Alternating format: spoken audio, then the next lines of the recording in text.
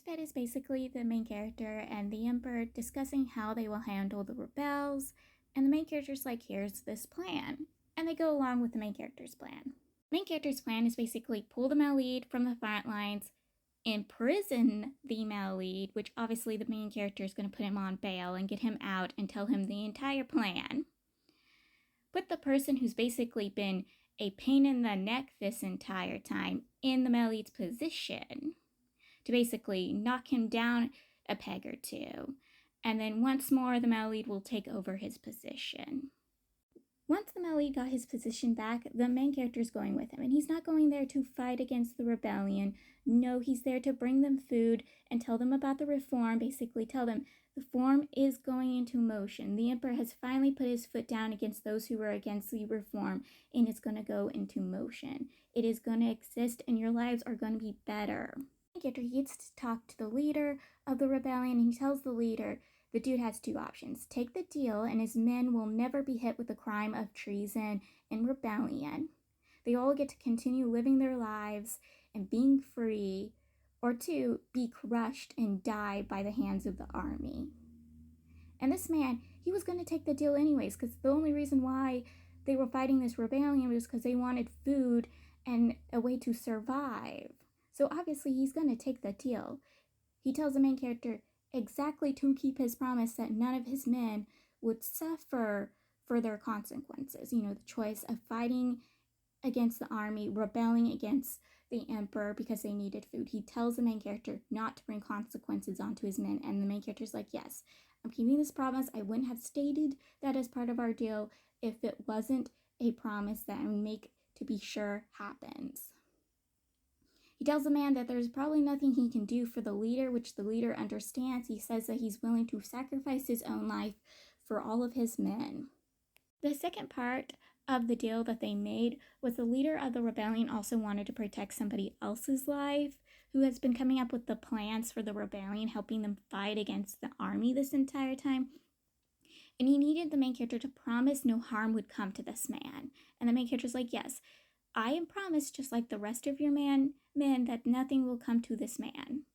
And so he shows the main character who this man is, because they've been repeatedly telling the main character he knows who this man is, that he has connections to this man, and the main character doesn't even know who this man is. Like, this dude literally sent a messenger to the main character to, again, tell the main character who he knew who this man was. And the main character is like, yeah, I just don't know who he is. And once the main character sees who he is, the main character understands why the guy was acting the way he was. So the man the leader of the rebellion was talking about was that general whose death caused everything. Yes, he's been alive this entire time. So during one of his fights, he ended up horribly injured and in the water, gone downstream, was caught by the enemy. They didn't know who he exactly was, but they knew that he was some sort of soldier, so he had important information that they knew they could use against the main character's country. So they horribly tortured him. Even took out his eyes, but he wasn't giving them any lick of information. But they had hold of one of his men, and one of his men recognized him. And wanting to protect his leader, his general, he gave up information, very important information that caused the downfall of their country, or at least part of the downfall of their country.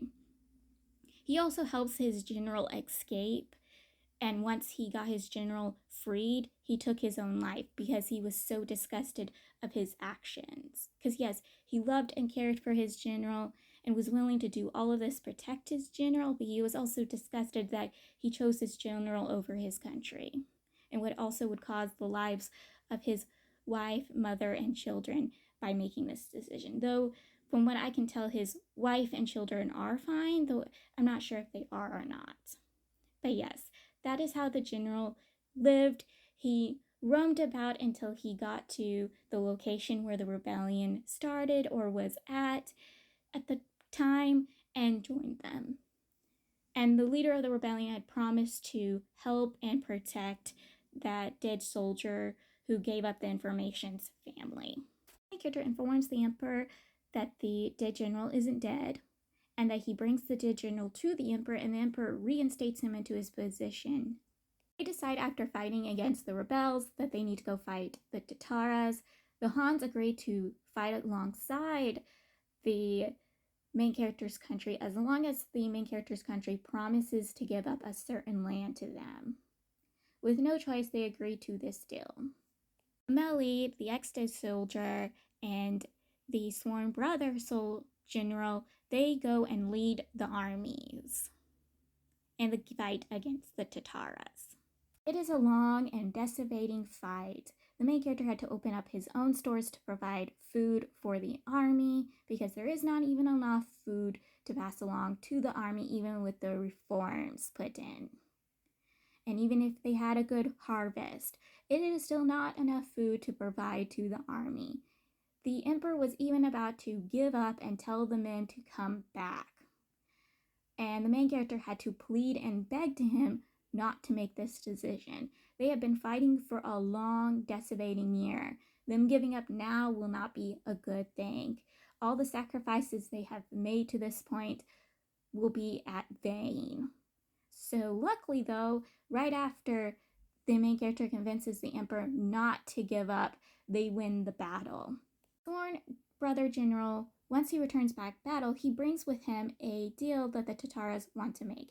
If the main character's country is willing to hold back from fighting against them, which they have to anyways, they don't have the resources to fight against the Tataras anymore for a period of time, the Tataras will hand over the two former emperors back to their country. They're two hostages.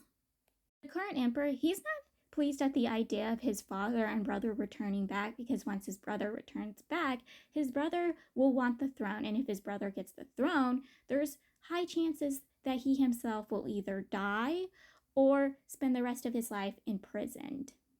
He could get lucky and be able to just go off and live his life, go to live with the main character, or get to live the life he had prior before, which was a soldier, but he most likely will not get that lucky, especially getting to return back being a normal soldier.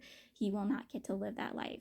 And it will be literally slim chances he will get to go and live with the main character on the main character's land. So yes, he is absolutely terrified at returning the throne to his brother. He also does not think his brother could handle dealing with the country the way it is now.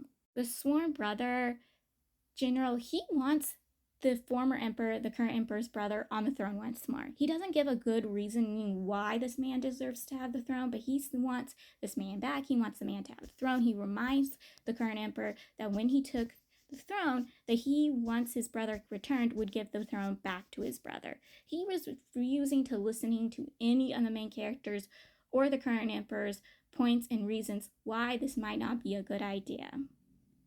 Well, not giving his own good points. He just thinks because this man once had the throne and he's the rightful heir that he should have the throne because he came first. Outside of that, he doesn't give a great example.